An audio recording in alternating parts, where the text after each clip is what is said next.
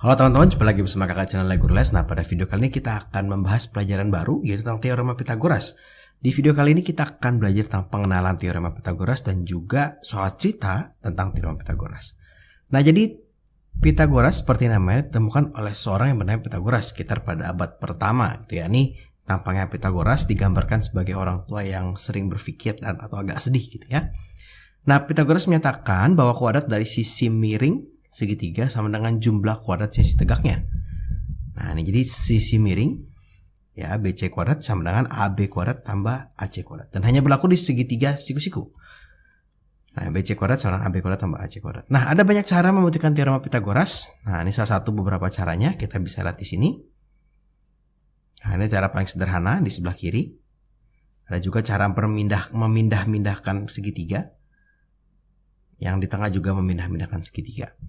Sebetulnya ada cara aljabar, cuma kakak tidak cantumkan karena terlalu ribet. Jadi mungkin kalau teman-teman mendapatkan tugas untuk mencari pembuktian Pythagoras, bisa dilihat tuh di internet banyak banget kok ya. Gitu. Bahkan ada satu website kakak lupa namanya, dia menampilkan 100 pembuktian Pythagoras.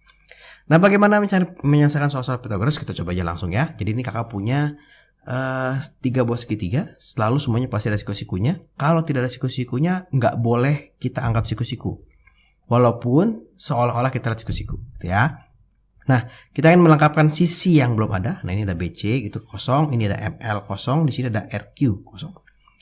Jadi sebetulnya dibandingkan menghafalkan rumus, kakak lebih suka melihat seperti ini. Kenapa? Karena kalau segitiga nanti dibalik-balik, pusing nih sisi miringnya mana, sisi tegaknya mana. Jadi yang pertama kali kakak lihat adalah si siku-sikunya. Nah, ini kakak punya siku-siku di sini. Di depannya ada siapa ya? Oh, di depannya ada si BC. Maka nih yang ini BC kuadrat sama dengan sisanya aja kita tulis AC kuadrat tambah AB kuadrat, gitu ya. BC kuadrat yang dicari karena di sini tidak ada. AC kuadrat berarti 4 kuadrat ditambah 3 kuadrat. Maka ini 16 ditambah 9. Nah, BC kuadrat sama dengan 25. Maka bisa didapatkan BC-nya adalah 5, gitu ya, akar dari 25. Nah, kita coba untuk soal yang kedua, sama aja. Jadi yang langkah pertama kakak lihat adalah si siku-sikunya. Depan ada siapa? Oh, ada MK. Berarti MK kuadrat sama dengan LM kuadrat ditambah KL kuadrat. Nah, ini tinggal kita masukin aja nih angka yang ada nih. MK kuadratnya berapa? Oh, 13 kuadrat nih. Ya, kalau di sini kan BC nggak ada angkanya ya. Ini 13 sama dengan LM kuadrat. Oh, LM-nya nggak ada. LM kuadrat ditambah 12 kuadrat gitu. Ini adalah 169 sama dengan LM kuadrat ditambah 144. Nanti dapat nih LM kuadratnya sama dengan 169 dikurang 144 ya. Hasilnya 25. Maka LM-nya nanti akar dari 25 adalah 5 gitu ya. Ini LM adalah akar dari 25. Sekarang kita coba lagi satu soal si PQR. Nah, sama. Langkah pertama adalah kita lihat siku-sikunya. Depannya ada siapa? Oh, ada PQ. Maka PQ kuadrat sama dengan PR kuadrat tambah QR kuadrat. Kita tinggal masukin aja nih. PQ kuadrat berapa? Oh, 25 kuadrat nih. Sama dengan PR. PR itu 15 kuadrat. Tambah QR kuadrat. Kita hitung. Ini 625 sama dengan 225 ditambah QR kuadrat. Gitu ya. Maka QR kuadrat adalah 625 dikurang 225, kita dapat QR kuadratnya adalah 400. Sehingga QR ini adalah akar dari 400, maka hasilnya 20. Ya. Nah, di sini kakak bikin angkanya lumayan bagus supaya kita bisa menghitung dengan gampang. Nah, kita coba soal yang berikutnya. Jadi kakak punya segitiganya agak sedikit berbeda nih. Kayak sengaja. Sekarang kita punya banyak sisi. Oh ya, sebelum itu kakak ingin menjelaskan sedikit. Kalau kita punya segitiga seperti ini, maka sisi depan sudut A bisa kita sebut A kecil, gitu ya. Di depan B, B kecil, di depan C, C kecil. Gitu. Mungkin kadang-kadang ada guru kalian yang ngasih rumusnya akar C kuadrat sama dengan A kuadrat tambah B kuadrat, misalnya seperti itu. Nggak masalah, tapi kalau kakak lebih suka lihat si siku-sikunya siapa. Nah, di sini kakak punya sisi-sisinya sekarang. Nah, sekarang kita mau bikin yang pertama dulu. Kalau ketemu soal seperti ini, hati-hati. Ingat selalu kita lihat siku-sikunya. Di sini nggak ada siku-siku ya. Berarti nggak boleh pakai Pythagoras D kuadrat sama dengan E kuadrat tambah A kuadrat. Nggak boleh. Kita masukin dulu angkanya. Si A-nya itu ada 3. Si C-nya itu ada 8. Kemudian ada D-nya adalah 10. Ya. Nah, kita mau mencari B dan E. Kalau kita mau mencari E, kita mesti lihat si E ini ada segitiga mana. Ada segitiga di sebelah kiri yang garis putus-putus. Ada juga di segitiga sebelah kanan. Oke ya. Tapi kita lihat yang ada siku-sikunya. Yang ada siku-sikunya yang ini nih. Nah, kita merujuk kepada si E. Ya. Maka kalau dari sini kita akan dapatkan E kuadrat sama dengan B kuadrat ditambah C kuadrat. Karena kakak pakai segitiganya ini ya. Nah, ini penting sekali. Nah, tapi masalah kita cuma tahu si C-nya aja 8 kuadrat. Kakak nggak tahu E-nya dan kakak nggak tahu B-nya. Oke, sekarang kita mau mencari si B. Si B selain di segitiga ini ada juga di segitiga yang lebih besar. Nah, kakak taruh di sini di segitiga yang lebih besar. Oke, sama kakak lihat siku-sikunya. Tapi kakak menembak penglihatannya sampai di ujung. Oh, berarti kalau pakai segitiga yang besar, D kuadrat sama dengan C kuadrat. Ya, siku-sikunya si C. Sama atau lagi adalah A ditambah B kuadrat. Ya. Nah, D kuadratnya itu adalah 10 kuadrat. Nah, C kuadratnya itu 8 kuadrat. Tambah A ditambah B kuadrat. Kakak biarkan dalam bentuk seperti ini. Ini adalah 100 sama dengan 64 ditambah A ditambah B kuadrat. Ya, 36 sama dengan A ditambah B kuadrat. Saya kita dapat nih A ditambah B kuadratnya adalah akar dari 36 atau setelah 6. A ditambah B ya. Nah, tapi yang kita butuhkan di sini hanya si B-nya aja nih. Yang kita butuhkan hanya B-nya aja. Nah, B-nya aja. Tapi kita punya A-nya 3. Berarti ini bisa kita baca lagi. 3 ditambah B sama dengan 6. Saya kita dapat nih B-nya adalah 3 ya, 6 kurang 3. Berarti E kuadrat sama dengan 3 kuadrat tambah 8 kuadrat. 3 kuadrat berapa ya? 9 ditambah 8 kuadrat itu 64. Berarti E kuadratnya itu adalah 73. Nah, E-nya adalah akar dari 73. Dah, biarin aja seperti ini. Sekarang kita coba lagi untuk yang B-nya. Ya, kita coba yang B-nya. Sekarang kita punya A-nya 9. Kita punya B-nya 6. Kita punya E-nya sebesar 10. Ya. Yang terakhir adalah C dan D. Oke, gampang nih. Kalau untuk D kita butuh segitiga yang besar. Nah, untuk menghitung D kita butuh segitiga yang besar. Kita menghitung si C dulu nih. C ini adalah segitiga yang kecil ini nih. Ya. Kakak pakai si siku-sikunya. Depan adalah 10 atau E. Berarti E kuadrat sama dengan B kuadrat ditambah C kuadrat. E-nya adalah 10 kuadrat sama dengan B kuadratnya itu adalah 6 kuadrat ditambah C kuadrat. Nah, ini 100 sama dengan 36 ditambah C kuadrat. C kuadratnya adalah 64. Kita dapat C-nya adalah 8. Nah, C-nya dapat 8. Sekarang kita mau menghitung si D. Maka kita pakai segitiga yang besar. Kita pakai segitiga yang besar. Kakak tetap melihat si siku-sikunya. Kakak lihat depannya siapa? D. Oke, berarti D kuadrat sama dengan C kuadrat ditambah sisinya ini ya, bukan hanya B. A ditambah B kuadrat ya. C kuadratnya 8 kuadrat ditambah A tambah B berarti 15 ya. Ini ditambahin adalah hasilnya 15 di kuadrat dapat 64 ditambah 225. Nah, di kuadratnya sama dengan berapa ya? 289 ya. Oke, 289 bisa diakar nggak ya? Nah, 289 ini karena ternyata kalau diakarin hasilnya bagus nih, 17 cm. Nah, ini berarti 17 cm. Gitu. Oke, no problem, gampang. Nah, itu kalau segitiga-segitiganya sudah cukup jelas gitu ya. Ini dari tadi kan segitiganya jelas semua. Sekarang punya seperti ini. Jadi kita punya siku-siku, tapi kok kayaknya bentuknya bukan segitiga ya, Kak? Ini kayak segi 4 deh. Perhatikan segi 4 di bawah ini, bahkan soalnya segi 4 gitu ya. Hitunglah nilai BC. Nah, kalau ketemu soal seperti ini, sebenarnya kita bisa memaksa soal untuk berubah sedikit. Caranya adalah kakak bikin garis. Nah, kalau sepertinya jadi segitiga dong. Oke, kakak bikin garisnya warna putih deh. Nah, kita punya segitiga nih sekarang. Segitiga ada 2, ada yang bawah, ada yang atas. Oke ya. Sekarang kita mau hitung yang BC. Oke, kita lihat BC itu dari segitiga apa. BC itu dari segitiga yang atas ya, di segitiga ini. Oke, kita lihat siku-sikunya. Dia nembak ke depan, berarti si yang garis yang baru kita buat BD kuadrat sama dengan DC kuadrat ditambah BC kuadrat ya. DC kuadratnya adalah 5 kuadrat ditambah, wah BC yang dicari ya. Loh, BD-nya nggak tahu nih Kak. Oke, sekarang kita cari BD dengan segitiga yang lain.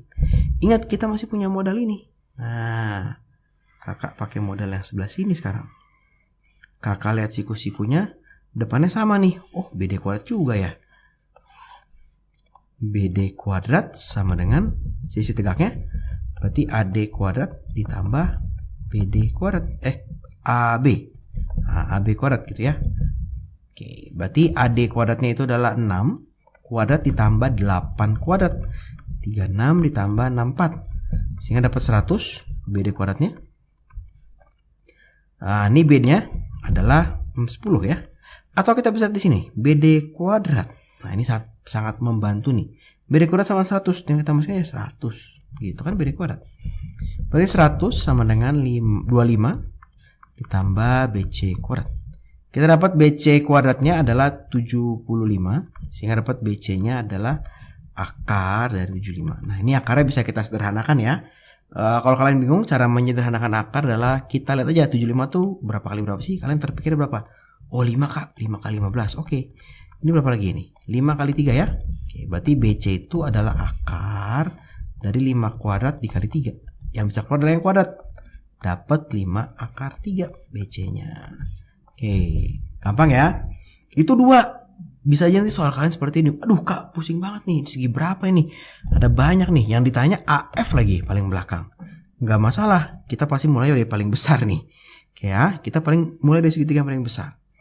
Kita lihat punya segitiga DEF. Kita lihat siku-sikunya. Ujungnya adalah ini. Berarti EF kuadrat sama dengan apa tuh? DE kuadrat ditambah DF kuadrat. Ya. EF kuadratnya berapa ya? F kuadratnya 20 kuadrat sama dengan 6 kuadrat ditambah DF kuadrat. Berarti ini 400 sama dengan 6 itu 36 tambah DF kuadrat. Kita dapat nih DF kuadratnya adalah, kalau pindah ke sini dikurangin, artinya 364. Oke, biarin aja segini DF kuadrat. Kok dibiarin Kak? Nggak dihitung akarnya. Jangan, kita akan kepake di segitiga berikutnya. Sekarang Kakak pakai segitiga yang CDF. Kakak lihat siku-sikunya. Seberangnya adalah DF. DF kuadrat. Nah, sama dengan CD kuadrat ditambah CF kuadrat. DF kuadratnya berapa? 364. Oke, kan udah dihitung tadi sebelumnya. CD kuadratnya ada 5 kuadrat ditambah CF kuadrat. Berarti 364 sama dengan 25 kuadrat ditambah CF kuadrat. Gitu ya. 25. Nah, ini kalau berpindah ruas, hasilnya adalah 339 sama dengan CF kuadrat. Biarin aja CF-nya dalam bentuk itu. Kok kenapa Kak? Nanti kepake lagi. Gitu. Sekarang Kakak lihat segitiga BCF. Nah, ini Kakak punya si B. Kakak melihat ke ujung, gitu ya. Ke seberangnya. Selalu begitu. Maka kita punya CF kuadrat sama dengan BC kuadrat tambah BF kuadrat. CF-nya adalah CF kuadrat ya. Nih 339. Kakak nggak usah hitung lagi. Sama dengan BC kuadratnya 4 kuadrat ditambah BF kuadratnya kita nggak tahu. Berarti 339 sama dengan 16 tambah BF kuadrat. Dapat nih ya, BF-nya itu adalah BF kuadratnya. Ini 323. Nah, yang terakhir baru kita hitung si AF nih. Nih, kita lihat siku-sikunya di A. Depannya adalah BF kuadrat sama dengan AB kuadrat ditambah AF kuadrat. BF kuadratnya ada 323 sama dengan AB kuadratnya 3 kuadrat ditambah AF kuadrat. Maka ini 323 sama dengan 9 ditambah AF kuadrat ya. Berarti AF kuadratnya itu adalah 323 dikurang 9. Hasilnya adalah 314. Nah, AF kuadratnya 314. AF-nya, ya AF kuadratnya. Sehingga AF-nya adalah akar dari 314. Oke, biarin aja segini. Kalau mau sederhanakan juga boleh. Nah, kira-kira seperti itu. Kalau ketemu soal yang seperti ini, jangan bingung ya. Biasanya sih dihitungnya yang paling belakang. Kita mulai dari paling besar, terus. Nah, df kuadratnya jangan dihitung. Supaya kita bisa pakainya langsung cepat nih. Kalau kalian hitung nanti kalian sudah akarin lagi, buang waktu, ternyata mesti dikuadratin lagi. Hasilnya sama aja. Ya. Sekarang kita mau mencoba beberapa soal cerita dari teorema Pythagoras. Nah, kalau ketemu soal cerita, maka yang perlu kita lakukan adalah sedikit menggambar. Kenapa Kak menggambar? Supaya kita tahu nih segitiganya kayak gimana sih. Kalau kita nggak gambar nggak bakal bisa deh. Soalnya kita nggak bisa mengawang-awang. Kita bukan paranormal. Oke ya, jadi sebuah tangga dengan panjang 2,6 meter disandarkan pada tembok. Jika jarak ujung bawah tangga ke tembok 1 meter, maka tinggi tangga diukur di tengah berapa? Gitu ya. Berarti kakak bikin temboknya dulu. Nah, kakak bikin temboknya. Kakak punya tanahnya. Ya. Oke, sekarang ada tangga. Tangganya di sini. Nah, tangganya begini. Ya. Panjangnya 2,6 meter. Sedangkan dari kaki ini dari ujung tangga ke tembok 1 meter. Nah, kalau tembok nggak mungkin dong orang bikin tembok miring. Ada sih, tapi kita anggapnya sih temboknya adalah siku-siku gitu ya. Oke, maka ini tinggi temboknya nih ya. Tinggi tembok sebetulnya yang ditanyakan gitu ya. Tinggi temboknya berapa nih? Misalnya T gitu ya. Kita lihat dari siku-sikunya. Siku-sikunya kita lihat. Depannya siapa? Oh, 2,6 meter. Berarti 2,6 kuadrat gitu ya. Sama dengan kiri kanannya, berarti 1 kuadrat ditambah berapa nih? T kuadrat ya. 2,6 kuadrat tuh berapa ya? Kita hitung ya. Hasil ya, kalau 26 itu 676. Berarti kalau ada komanya 2. Nah nih, ini kan kalau kalian begini gimana nih Kak bikinnya? Kalian bikin dulu aja 26. Kuadrat berapa sih? 676. Tapi karena komanya, ada koma nih ya, dikuadratin juga, maka yang dikegeser 2. Gitu ya. Jadi ini jadinya 6,76 sama dengan 1 ditambah T kuadrat. Ini berarti 5,76 sama dengan T kuadrat. Kita akan dapat T-nya, itu adalah akar dari 5,76. Nah, ini bisa diakarin, hasilnya bagus, 2,4 meter. Jadi ini tingginya 2,4 meter nih. Gitu. Panjang tangganya 2,6 meter, jarak kakinya 1 meter. Jadi kalau kita gambar, kita tahu apa situasinya dan kita bisa menyelesaikan soalnya. Contoh lagi soal berikutnya, sebuah menara mempunyai ketinggian 49,6. Ijub berdiri memandang puncak menara pada jarak 14 meter. Tinggi Ijub 1,6. Jika jarak pandang anak berapakah, maka jarak pandang anak atau Ijub ke puncak menara gimana? Sekarang kita punya menara, kita gambar dulu menaranya. Kakak nggak terlalu jago menggambar, jadi maaf kalau menaranya agak aneh. Ya. Kakak punya menara BTS. Nah. Sekarang si Ijub, ada Ijub di sini. Ada Ijub. Oh, dia lagi lihat ke atas. Kita gambar jarak pandang. Jarak pandang tuh istilahnya kalau kita melihat ke atas tuh ada laser dari mata kita, kira-kira arahnya kemana gitu ya. Nah, ini kira-kira arahnya ke sini. Nah, ini jarak pandangnya dia. Ya. Tinggi menaranya. Nah, tinggi menaranya itu dia bilang ini tinggi dari sini ke sini itu 49,6 meter ya. Tapi si Ijub ini nggak terlalu tinggi, dia cuma 1,6 meter. Tuh. Oke, jaraknya, nah ini dari sini ke sini itu adalah 14 meter. Nah yang ditanya apa Kak? Yang ditanya tuh jarak pandangnya. Jarak pandang itu apa? Jarak pandang tuh yang ditanya tuh ininya nih. Nah, ini berapa nih sih? Jarak ini ke sini berapa? Ya. Nah, karena dia tidak level di bawah tanah, bentuknya kan kayak trapesium nih ya. Kalau kakak tarik garis lurus ke sini, menjadi siku-siku ini jadi trapesium. Jadi kakak tarik dulu dari matanya si Ijub, tegak lurus sejajar tanah ke sini. Ya. Jadi kita punya di sini tetap 14 meter. Nah, ini 49,6 dikurangi 1,6. Dapatnya berapa? 48 ya? 48 meter. Oke, ini kakak agak kurang baik gambarnya. Kita lihat siku-sikunya. Nah, ini siku-sikunya. Yang ditanya adalah depannya. Nah, ini jarak pandang misalnya. Berarti jarak pandang kuadrat sama dengan 14 kuadrat ditambah 48 kuadrat gitu ya. Jarak pandang kuadrat sama dengan 14 itu 196 ditambah 48 itu. 48 kuadrat adalah 2304. Saya kita akan dapat nih JP kuadratnya itu adalah 2500. Wah, bagus nih. Sehingga JP-nya adalah akar dari 2500 atau hasilnya adalah 50 meter. Jadi kalau menara tingginya 49,6 meter, si hijau melihat dari 14 meter, jarak pandangnya dia, line of sight-nya dia itu sebesar 50 meter. Nah, kita coba satu contoh soal lagi. Jadi tadi sudah 2 soal cerita tentang tangga dan tentang jarak pandang menara. Bisa juga nanti layang-layang, pesawat dan sebagainya, soalnya bisa bervariasi, tapi kira-kira caranya seperti itu. Sekarang kita coba tentang kapal. Di sini kakak punya kapal Hati Ijup. Nah, dan nama kapalnya Hati Ijup, berlayar ke arah timur dengan kecepatan 80 km per jam selama 1,5 jam. Kemudian kapal itu memutar menuju arah utara dengan kecepatan 70 km per jam selama 1 jam 24 menit.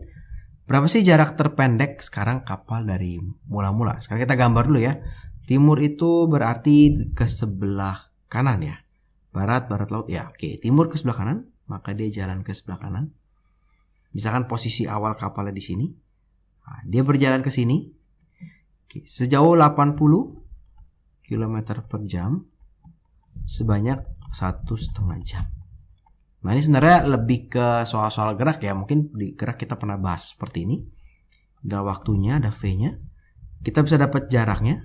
V dikali T berarti 80 dikali 1,5 dapat 120 km.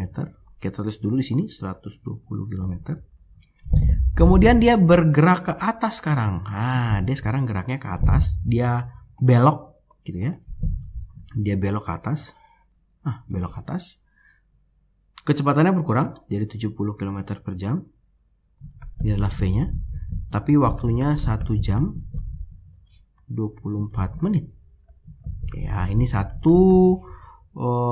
berarti 24 per 60 2 per 5 jam. Ya. Berarti kita bisa hitung S-nya juga nih. Kita bisa hitung S-nya. V dikalikan T, V-nya 70 dikalikan 1 2 per 5 gitu ya. Berarti 70 dikalikan 7 per 5 sehingga hasilnya adalah 98 km. Ya. Nah, sekarang kita baru akan menghitung jarak terpendek. Maksudnya apa nih jarak terpendek, Kak? Jarak terpendek itu maksudnya dari dia start sampai posisi sekarang jaraknya berapa? Nah, karena dia gerakan cuma arah timur dan utara, pasti ini siku-siku nih.